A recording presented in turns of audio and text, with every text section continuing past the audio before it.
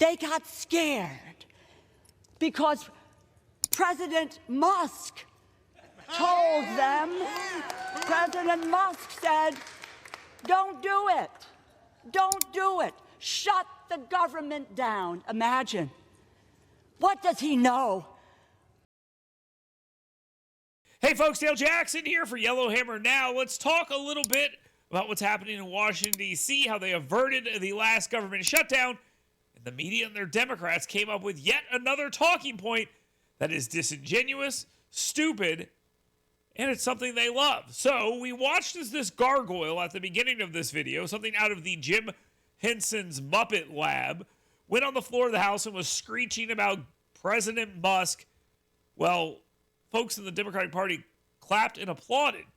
It was something we saw a lot over the weekend because you got a big win for Donald Trump and Elon Musk and Republicans. So, of course, they had to try to throw some cold water on it, and it was happening all over the place. You can look at Hakeem Jeffries, supposed to be the leader of the Democrats, touting the talking points of Twitter, talking about how Elon Musk is really the president. Well, many people throughout the Capitol are saying that he has perhaps emerged as the leader of the Republican Party moving forward, and we'll have to see how that plays itself out over the next few weeks, next few months, and next few years. As House Democrats, our position is simple. There are three things that we should all be focused on in connection with the American people. First, lowering costs. Second, bigger paychecks for hardworking American taxpayers. And third, securing safer communities. That's going to be our North Star moving forward. And we'll see whether the incoming administration is prepared to join us on behalf of the American people. Now, clearly, he's not the only one doing that. Congresswoman Terry Sewell tried this as well online in a pretty embarrassing attempt at engagement farming. She talked about it. Co-president Elon Musk, other pathetic things like this. I just don't think the American people care about this kind of stuff. This snarkiness that Democrats offer up, it doesn't work. Okay? It just doesn't work. Twitter is not real life, and they still haven't figured that out. And oddly enough, they're being owned by a guy who owns Twitter, which is so incredibly strange. But this would be the narrative of the weekend. Dana Bash on Sunday morning goes before a Republican to talk allegedly about what happened over the week in Washington, D.C., and she's back to the conversation about co-president or real president Elon Musk.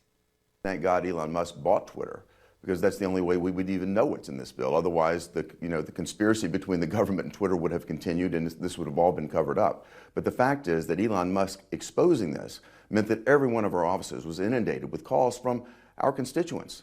The American public wanted to see this change. Donald Trump was speaking on behalf of the American public. Again, he's just the president-elect. The current president is AWOL, but Donald Trump stepped up and said, look, this is what needs to happen.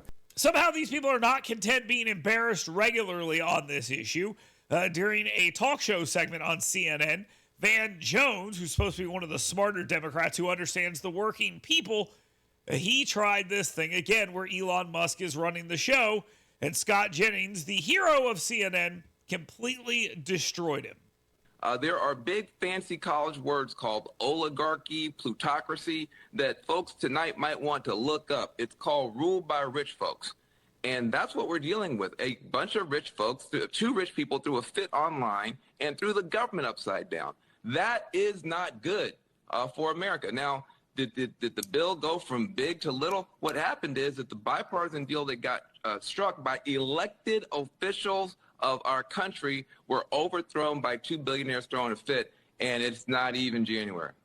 Scott, what's your take on that? Well, if Van is concerned about unelected officials running the government, I would invite him to review the last 4 years of the Biden administration and maybe pick up the Wall Street Journal this week. We've apparently had a president that's so diminished that his staff has been hiding it from the American people and making key decisions on behalf of our government, despite never having been elected to anything at all. So if you're concerned about it tonight, maybe take a look over the last 4 years. And if that wasn't bad enough, the media and their Democrats saw how Scott Jennings absolutely chopped the knees out from under Van Jones and said, let's have him do that to an entire panel full of people on CNN on Sunday morning. Dana Bash reappears in this clip to get embarrassed once again. Is this going to wear thin with Donald Trump soon?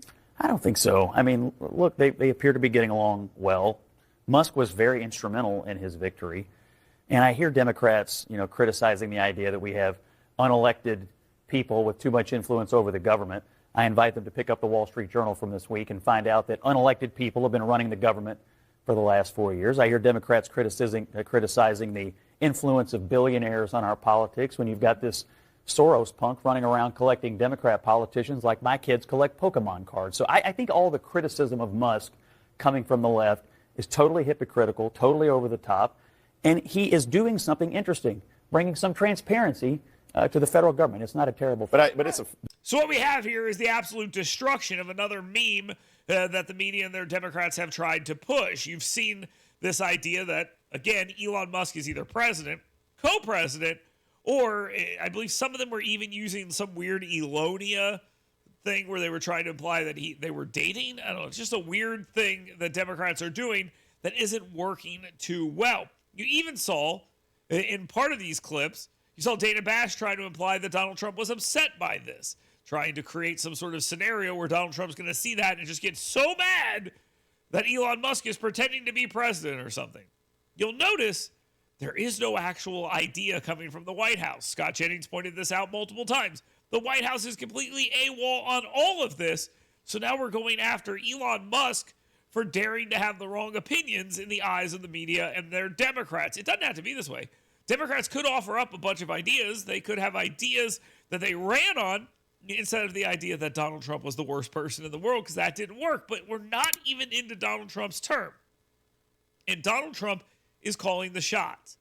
And instead of trying to figure out a way to be smarter, put up better ideas, and convince the people that they should be on their side, they're still doing the same sad, pathetic personal attacks. They've learned absolutely nothing, and they're getting exactly what they deserve, because if you don't offer the American people an alternative, a reason to vote for you, other than that other guy sure is mean, and look at Elon Musk pretending to be president, you're going to lose.